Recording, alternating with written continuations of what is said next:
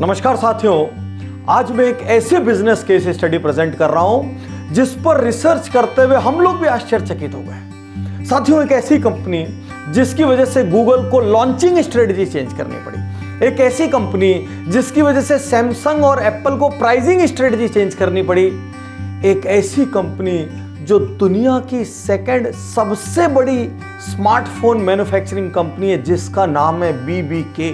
क्या आपने डुआन यांगपिंग का नाम सुना है? नहीं सुना। ये दुनिया की सेकंड सबसे बड़ी स्मार्टफोन कंपनी का मालिक। अभी दिवाली, दशहरा, नया वर्ष, ये सारे त्योहारी सीजन्स में आपने फोन खरीदा होगा। आपने सोचा होगा मैं खूब रिसर्च करके खरीद रहा हूं, मैंने वीवो लिया है, मैंने ओप्पो लिया है, अच्छा नहीं मैंने तो वन प्लस लिया है और रियलमी।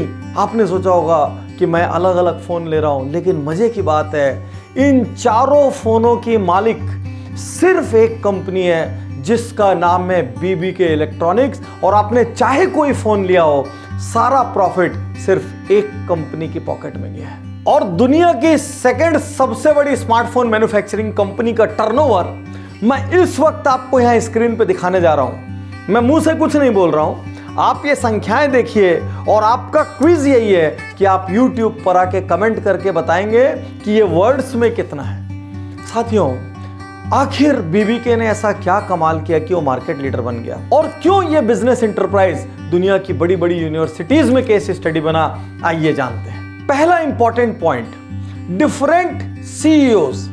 साथियों, ये चाहते तो अपने सभी मॉडल का एक ही CEO रख लेते हैं। कितनी ऐसी कंपनियां हैं जिनके अलग अलग बहुत सारे मॉडल्स निकल रहे हैं, अलग अलग सब ब्रांड्स हैं, लेकिन उनका CEO एक है। लेकिन BBK ने एक यूनिक स्ट्रेटजी के तहत 4 CEO अलग अलग रखे ताकि चारों कंपनियां आपस में compete कर सके, चारों कंपनियां अपनी इंडिविजुअल स्ट्रेटजी बना सके, बाद में वो कंपनी की मैक्रो स्ट्रेटजी से अलाइंड हो सके, चारों की अपनी अलग अलग अकाउंटेबिलिटी हो और किसी भी ब्रांड के साथ सौतेला व्यवहार नहीं हो। ये 4 CEO इस वक्त जो आपको स्क्रीन पे नजर आ रहे हैं, ये एक ही कंपनी के अंदर हैं, लेकिन उसके बावजूद भी ये चारों एक दूसरे से प्रतिस्पर्धा करके अधिक से अधिक मार्केट शेयर हथियाने का प्रयास करते हैं। दूसरा यूनिक फीचर, इनका डिस्ट्रीब्यूशन मॉडल। इन्होंने ओप्पो और वीवो को स्टोर्स में अवेलेबल किया, बहुत सारे स्टोर्स में साथ में अवेलेबल है, कुछ स्टोर्स में अलग से ओप्पो है, अलग से वीवो है। लेकिन मजे की बात यह है, स्टोर्स के अंदर इन्होंने ये फीलिंग नहीं आने दी कि ओप्पो और वीवो सेम कंपनी के हैं, क्योंकि दोनों की डिजाइनिंग डिफरेंट, दोनों के पोस्टर्स डिफरेंट, दोनों के ब्रांड एम्बेसडर्स डिफरेंट, दोनों की सारी स्ट्रेटजीज डिफरेंट। तो एक कस्टमर के रूप में जब आप अंदर जाते हैं तो आप कभी कहते हैं मुझे ओप्पो चाहिए, कभी कहते हैं मुझे वीवो चाहिए, और मजे की बात है सारा प्रॉफिट BBK के पास चले जाता है। इन्होंने देखा कि रियल टाइम या जितना भी ऑफलाइन बाजार है ये हम ओप्पो वीवो से ले लेंगे। इसके बाद इनका सबसे प्रीमियम फोन आता है वन प्लस में इन्होंने असाधारण स्ट्रेटजी अपनाई, उसको किसी स्टोर में अवेलेबल ही नहीं कराया। और इसका बैकग्राउंड रीजन समझिए। वन प्लस को इन्होंने दुनिया का सबसे प्रीमियम फोन बनाने की ठानी। इन्हें पता था कि इनका कंपटीशन सैमसंग के मॉडल से होगा और आईफोन के लोअर मॉडल से होगा। इन्होंने एक तरीके से डायरेक्ट सेलिंग का मॉडल अपनाया और इन्होंने C&F, डिस्ट्रीब्यूशन, होलसेल, रिटेल, सारों का प्रॉफिट मार्जिन काट के वो सारा प्रॉफिट कस्टमर को ट्रांसफर कर दिया। अब वैसी स्थिति में क्या हुआ कि एक ज्यादा फीचर वाला फोन बहुत कम रेट में मिलने लग गया। अब इनके प्रचार की स्ट्रेटजी क्या हो गई, ये कहते थे जो फीचर किसी दूसरे टॉप फोन में है, जो 60,000, 70,000, 80,000, 90,000 का मिल रहा है, वही फीचर हमारे 35-40,000 के फोन में। और जब जनता वाकई में फीचर्स को कंपेयर करती है तो वन प्लस में उतने ही फीचर्स मिलते हैं। अब आप सोचिए, एक ही कंपनी, अलग अलग फोन और अलग अलग डिस्ट्रीब्यूशन मॉडल, क्योंकि इनको पता था दुनिया में बहुत सारे लोग स्टोर तक जाके खरीदते हैं और बहुत सारे लोग स्टोर जाते ही नहीं हैं, वो ऑनलाइन का सुख लेते हैं, ऑनलाइन मंगाते हैं, ऑनलाइन इवेल्युएट करते हैं और पसंद नहीं आने से रिटर्न कर देते हैं। तो ये जो बिजनेस है, इस बिजनेस को वो मिस नहीं करना चाहते थे। और चौथा इनका फोन रियलमी, इसको इन्होंने दोनों जगह रखा। पहले इसको ऑनलाइन लेकर आए, उसके बाद अभी हाल में ही स्टोर्स में लॉन्च कर दिया। अब ओवरऑल डिस्ट्रीब्यूशन मॉडल को समझिए, 3 फोन स्टोर में है और तीनों फोन स्टोर में अलग अलग आइडेंटिटी और पोजीशनिंग लेके बैठे हैं। और वन प्लस और रियलमी का मेन फोकस ऑनलाइन है। भले ही कुछ और ओप्पो वीवो भी ऑनलाइन मिल जाए, लेकिन मेन फोकस इन्होंने ओप्पो वीवो का ऑफलाइन रखा और वन प्लस का ऑनलाइन रखा। तो आप भी सोचिए, क्या आप अपने अलग अलग प्रोडक्ट्स का अलग अलग डिस्ट्रीब्यूशन चैनल बना सकते हैं? क्या किसी को ऑनलाइन किसी को ऑफलाइन रख सकते हैं? क्या किसी को ऑफलाइन या रियल टाइम में बेचते हुए भी आप उसकी पोजीशनिंग अलग कर सकते हैं, उसकी स्ट्रेटजी अलग कर सकते हैं, ताकि कस्टमर को यह फील आए कि वो अलग अलग ब्रांड से ले रहा है। तीसरी यूनिक स्ट्रेटजी, फ्लैगशिप कंपनी कौन सी? बीबीके। चाहते तो एक हीरो हीरोइन का खर्चा ले लेते हैं, एक बड़े मॉडल सेलिब्रिटी का खर्चा ले लेते हैं, लेकिन इन्होंने क्या किया, अपने हर फोन की, हर ब्रांड की अलग आइडेंटिटी मेंटेन करने के लिए अलग सेलिब्रिटी लिए, और इससे उस पूरे फोन की आइडेंटिटी चेंज हो गई, उस पूरे ब्रांड का इंप्रेशन कस्टमर के माइंड में चेंज हो गया। आइए एक क्षण के लिए देखते हैं कि इन्होंने कैसे अलग अलग फोन में अलग अलग ब्रांड एम्बेसडर्स को लिया। Quad camera with 20 times zoom. Reno 2 series. See more, see clear.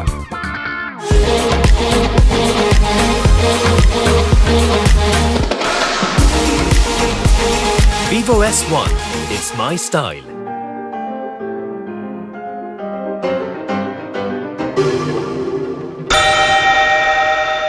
और यहां यह भी ध्यान देने की चीज है कि इन्होंने एड का फोकस कहां रखा।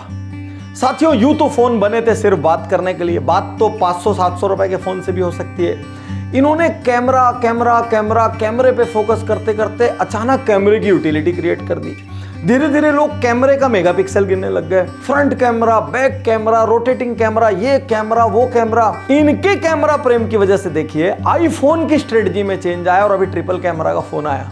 साथियों, फोन कब से फोटो खींचने के लिए था, लेकिन धीरे धीरे इन्होंने आपके दिमाग में अपने एडवर्टीजमेंट के फोकस की वजह से कैमरे को बहुत महत्वपूर्ण बना दिया। अगला यूनिक फीचर जो हिंदुस्तानियों के लिए सबसे जरूरी है, क्या जरूरी है? Discount, pricing, price band. इन्होंने सोचा हिंदुस्तानियों को सारा प्राइस बैंड दे दो, क्योंकि हर घर में हर प्राइस बैंड के अलग अलग बायर हैं। 6000 से लेके 55,000 तक का वाइड प्राइस बैंड रखा इन्होंने।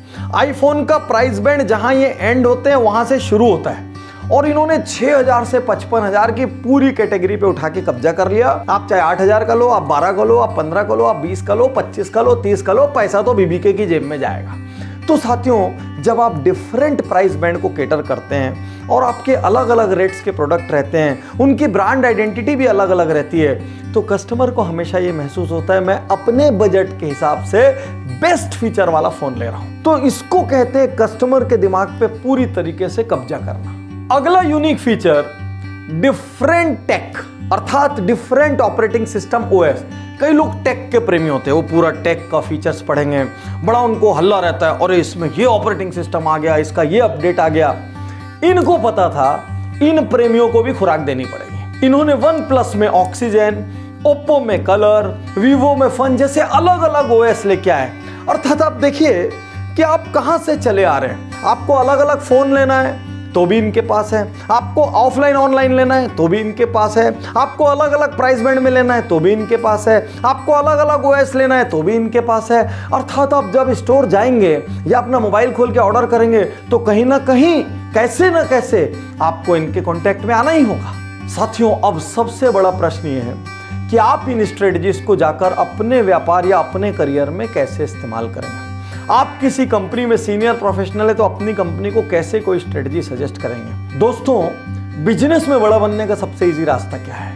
एक छोटी कंपनी जो बड़ी बनी हो, उसकी स्ट्रेटजी को ध्यान से देखिए कि उन्होंने किस किस लेवल पे क्या निर्णय लिए।